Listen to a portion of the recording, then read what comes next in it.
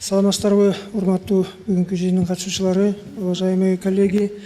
Позвольте приветствовать вас и поблагодарить за предоставленную возможность принять участие в таком важном для Кыргызстана и интересном мероприятии. В 2013 году в Кыргызстане был официально принят курс на устойчивое развитие. Его принципы, закрепленные в национальной стратегии устойчивого развития и в программе правительства Кыргызской Республики, предполагают рассмотрение экономического роста через призму интересов и выгод человека при разумном использовании природных ресурсов и бережном отношении к окружающей среде. В 2015 году, как и все страны, члены ООН, Кыргызстан подписал цели устойчивого развития и начал выстраивать свою политику с учетом этих целей.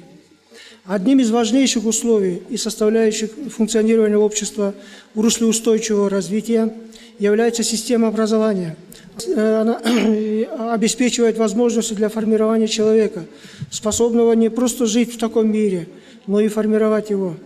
Такой заказ системы образования требует изменения содержания образования и создания соответствующей образовательной среды, имеющей ряд параметров, в том числе и безопасности.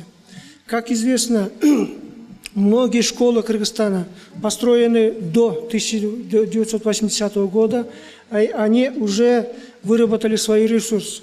Поэтому, естественно, возникает вопрос безопасности школы. Поэтому в 2015 году правительством Кыргызской Республики была принята программа «Безопасной школы и дошкольной образовательной организации Кыргызской Республики» на 2015-2024 годы. В то же время в Кыргызстане по-прежнему остается актуальным рост заболеваемости, обусловленный изменением состояния окружающей среды, с одной стороны, и условиям быта с другой. Так, в ряде местностей, соответственно, школ Кыргызстана, существуют сложности с доступом и к чистой питьевой воде. Представители образовательных организаций и местных сообществ мало информированы о современных стандартах экологической безопасности. Практически отсутствуют материалы по безопасности в содержании образования на всех уровнях. В школах обеспечены адекватные условия санитарии, в другой средовой безопасности это свет, энергоэффективность, вентиляция и так далее, что приводит к ухудшению здоровья подрастающего поколения. Распространение случаев нарушения прав граждан на здоровье и благоприятную окружающую среду в социальных организациях. Беспокойство вызывает экологическая обстановка в организациях для детей, в школах, детских садах и так далее. Негативное влияние на здоровье связано прежде всего с использованием экологически небезопасных товаров, игрушек, посуды, материалов для ремонта помещений и так далее, пищевых продуктов питания и так далее. Такая ситуация является следствием того, что менеджеры по закупкам не имеют представления об экологических характеристиках товаров и делают выбор без учета описанных рисков.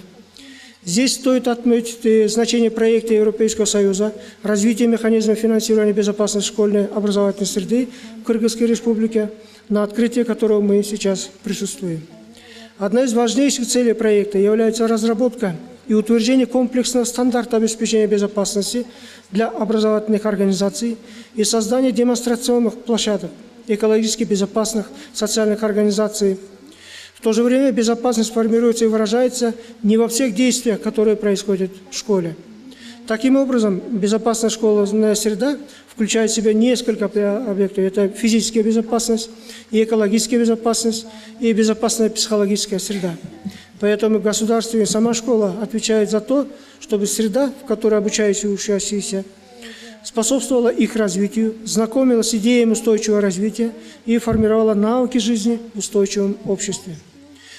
Уважаемые коллеги, завершая свое выступление, хочу поблагодарить Европейский Союз и фонд имени Конрада Аденауэра за активную поддержку проекта и желание помочь нам добиться безопасности образовательной среды в школах и придать этому устойчивость через разработку комплексного стандарта безопасности школ, его пилотирование в конкретных школах и создание центров безопасности в ведущих педагогических вузах.